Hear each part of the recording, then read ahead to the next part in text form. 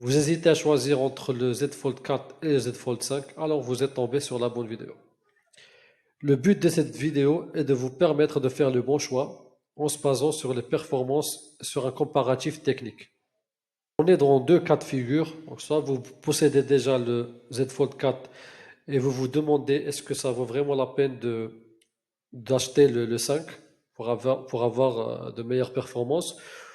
Et le deuxième cas de figure, c'est que vous voulez vous êtes intéressé par ce type de smartphone à double écran et vous vous demandez est-ce que ça vaut la peine d'acheter le 5 à la place du 4? Est-ce qu'il y a vraiment de grandes différences? Parce qu'en termes de budget, c'est pas la même chose.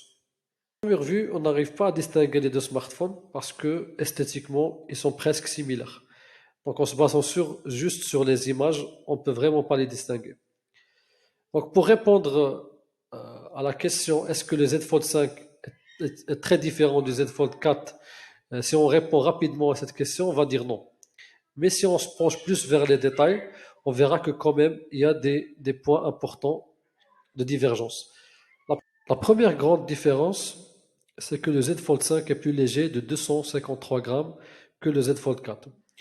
Donc sur un point de vue pratique, le Z Fold 5 gagne un point de plus que le 4. Les écrans du Z Fold 4 et 5 sont les mêmes.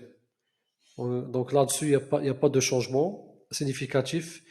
Donc il y a un écran principal de 7,6 pouces basé sur la technologie Dynamic AMOLED et un deuxième écran de 6,2 pouces. Donc les deux ont un taux de rafraîchissement de 120 Hz.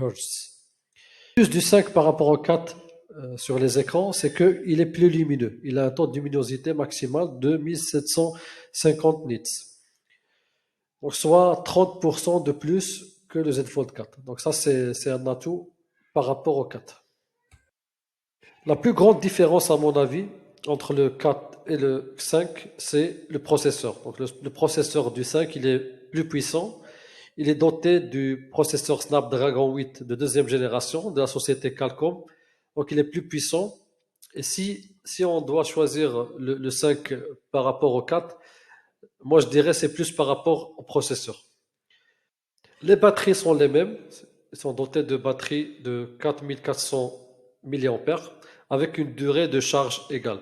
Les caméras, c'est la même chose.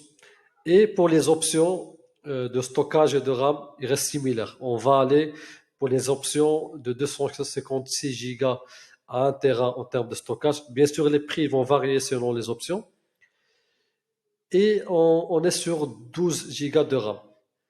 Par contre, pour le stockage, les technologies sont différentes. Donc la techno utilisée pour le 4, elle est basée sur les specs UFS 4.0 et le 5 et le 4 utilise UFS 3.0. J'espère que cela vous a aidé à faire votre choix. Donc si vous cherchez vraiment plus de puissance, si vous utilisez des applications gourmandes en mémoire, en puissance, etc., vous allez plus vous pencher vers le 5.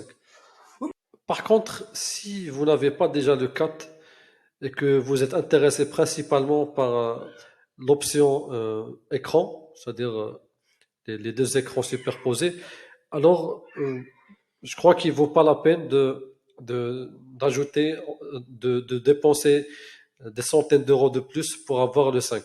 Donc le 4 vous suffira. J'espère que cela a été utile.